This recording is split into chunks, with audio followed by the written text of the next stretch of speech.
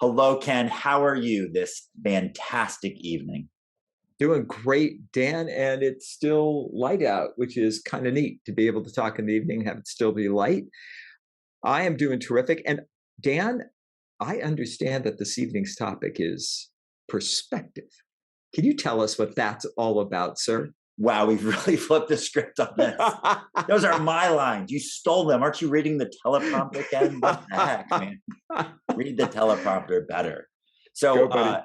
it is Masters Week. So I have the perspective to know that during Masters Week, a lot of employers should not expect their golf fan employees to be working very hard because they are caught up in what is going to happen this week. And the most exciting part of what's going to happen this week at the Masters is that Tiger Woods is coming back after 17 months ago, about where he had a terrible car accident. So if you're unaware, his car literally drove off of a cliff in California and going 70 plus miles an hour. And going down this cliff broke his leg in multiple ways, right? And I only tell you that because it is amazing to me that he's come back, but he has something that we're talking about tonight. He has this perspective, and what he has for perspective is he's been through surgeries and he's been through being like in a spot where he questioned, will I ever play golf again? Where I think that if this was his first injury, if he had gone his 25 years of playing as a professional golfer and he's like, I've just been riding high. And I'll compare that to Tom Brady, another GOAT, greatest of all time in a sport. Tom Brady is playing his 23rd season coming up. Tiger is playing his 25th season. Tom Brady has arguably never had an injury, right, that he's had to face where it's like kept him out of a whole season or like put him in that perspective. Tiger, on the other hand, has had, I think it's been 4 or 5 times where it's been almost a year or more, if not playing. So when this happens, everyone's like, that's it. He'll never play golf again.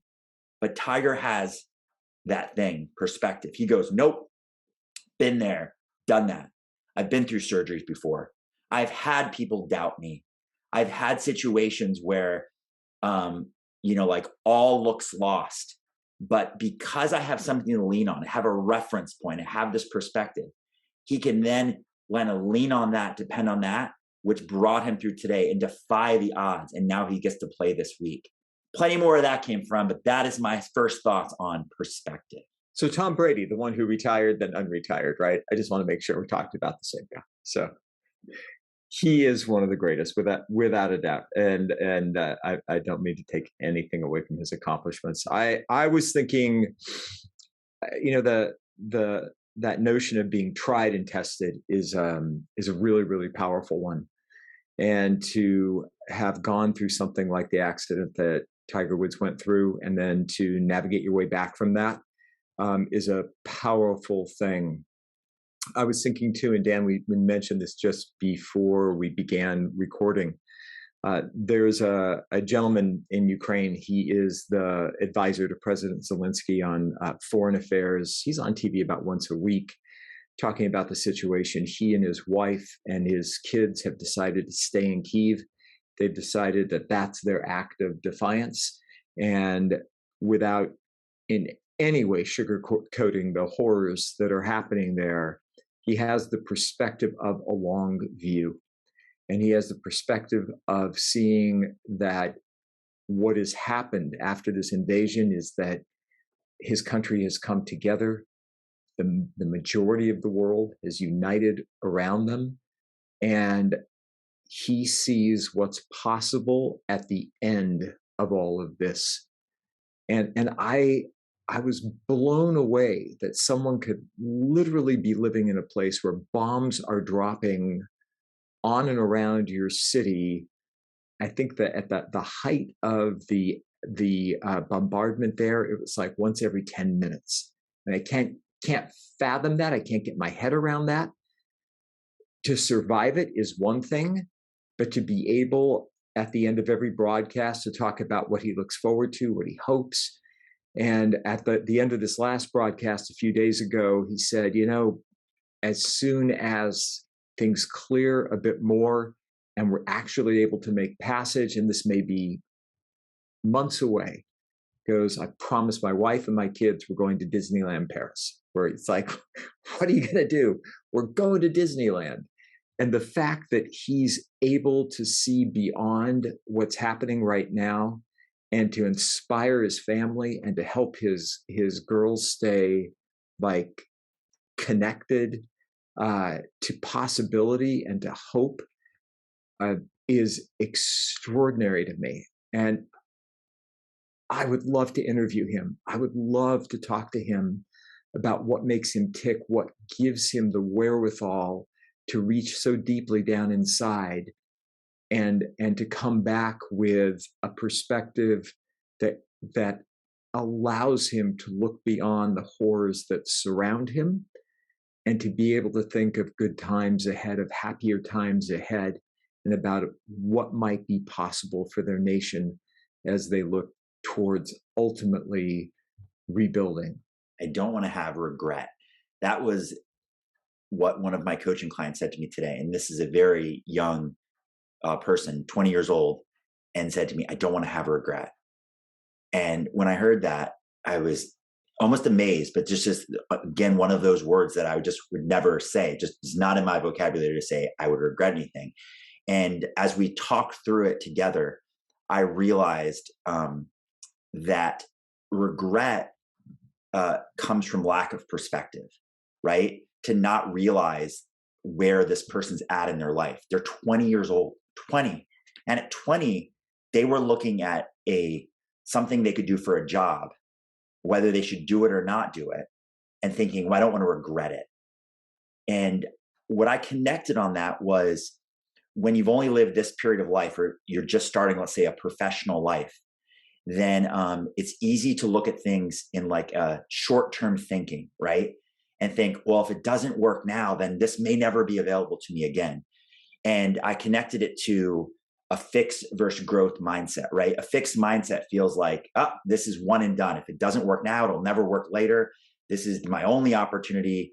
And it's very limited. It's like that scarcity thinking, where a growth mindset says it's never too late. Like I can have whatever I want. There is no limit.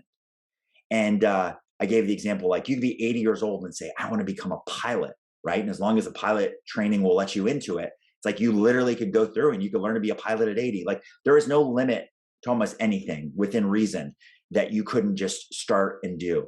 But the amazing thing is just that as this person's coach, I have the value of perspective, right? I have the value of having seen what the next 44 for the next 24 years is potentially like, at least what my journey was like.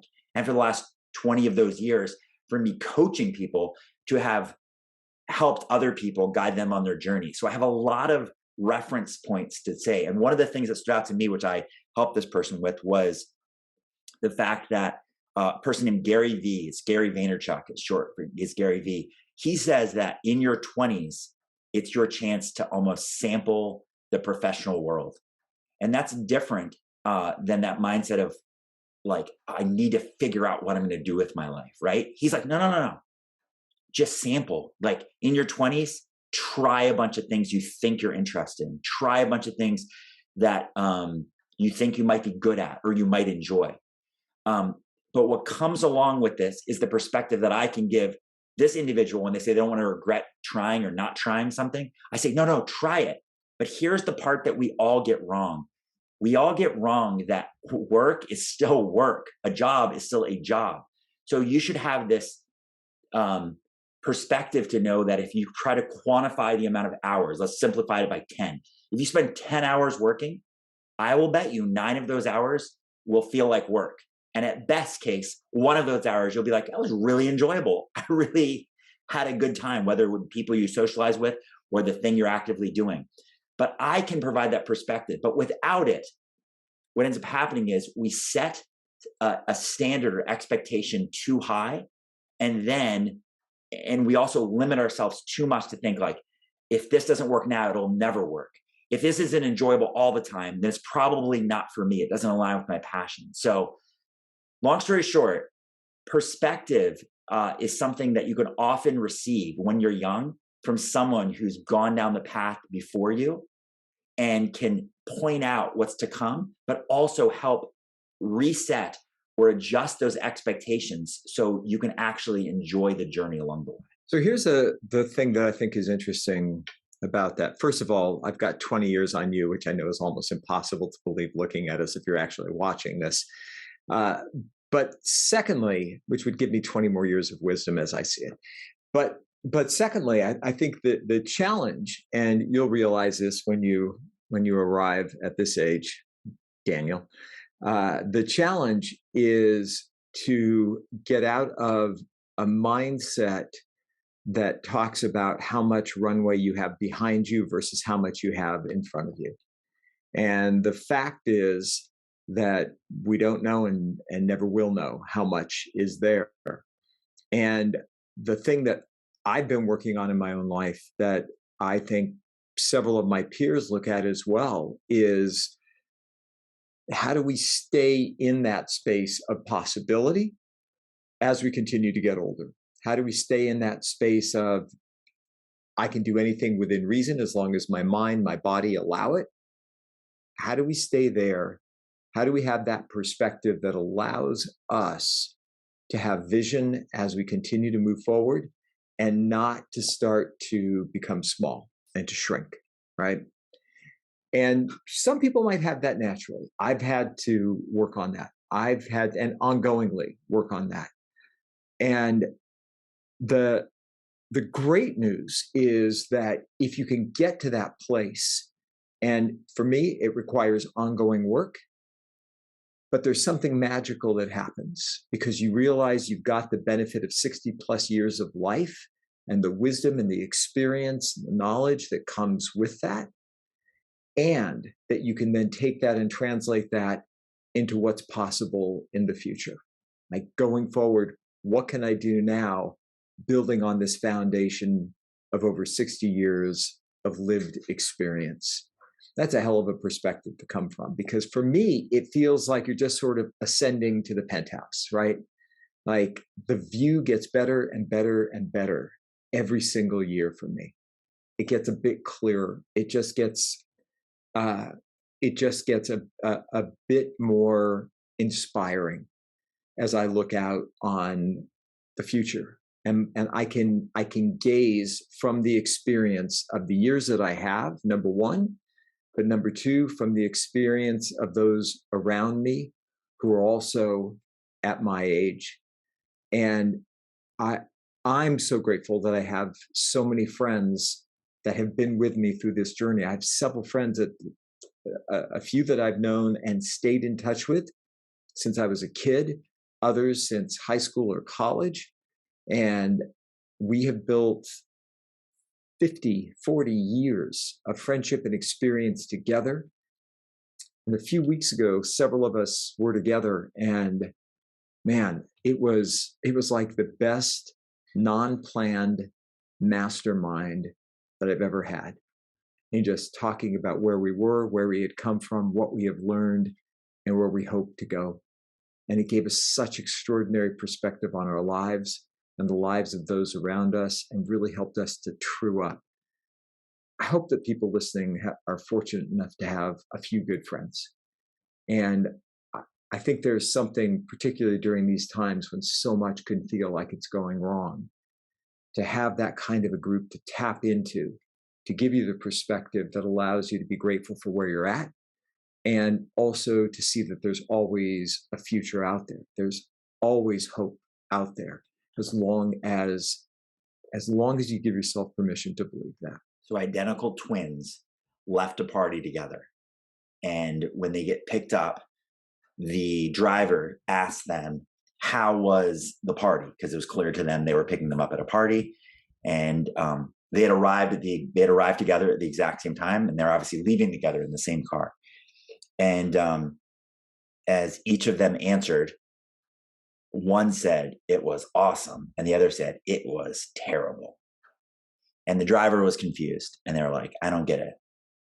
First off, they could see that they were identical twins. So from a DNA perspective, you would think they are identical, right? And they arrived together, and they're at the same place, and they're leaving together. how could the same situation be amazing and terrible, right? Like, how could it be so different? And that's one of the ways to consider this word perspective. It's almost like the lens at which we view something. And a lot of it comes down to another word that I like, which is focus.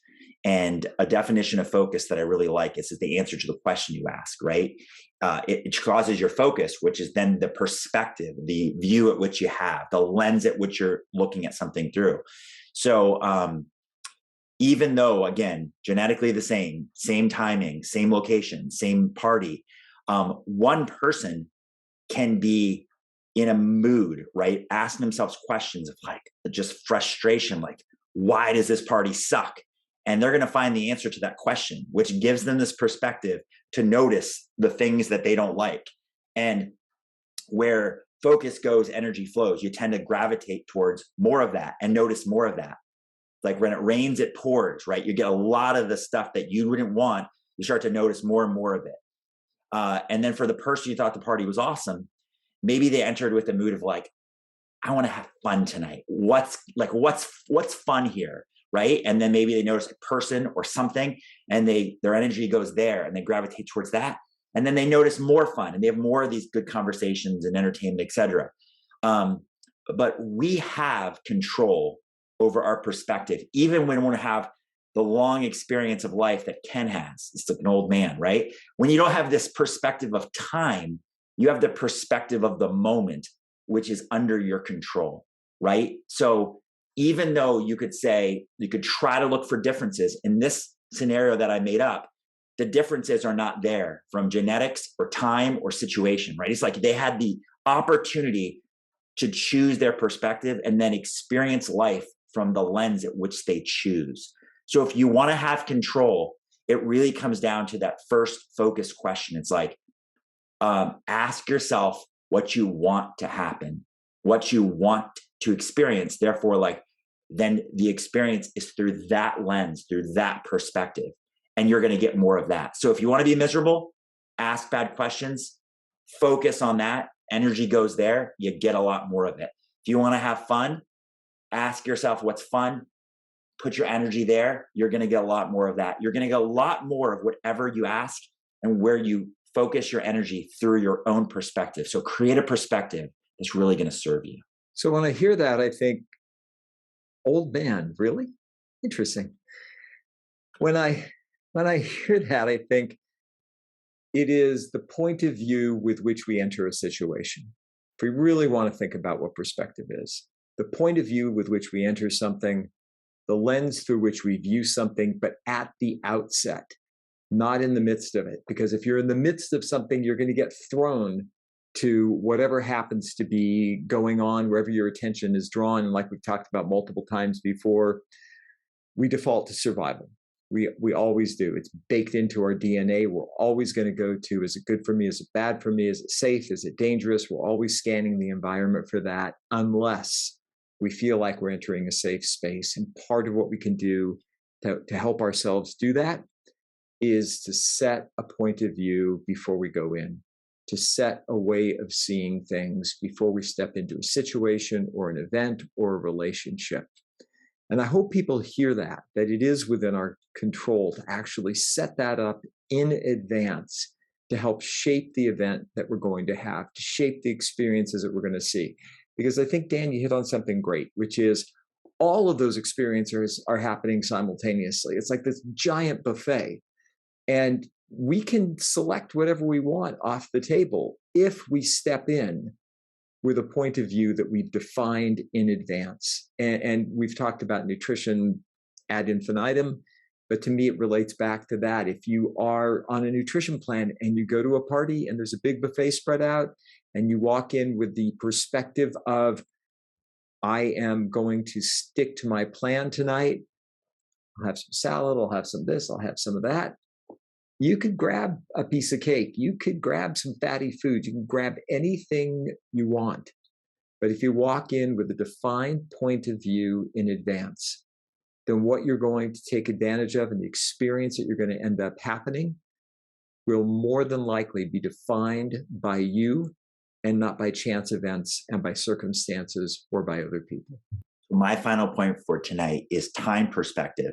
I had a great experience riding in an Uber where one of my common questions is, is this your primary gig or do you do this, in addition to something else?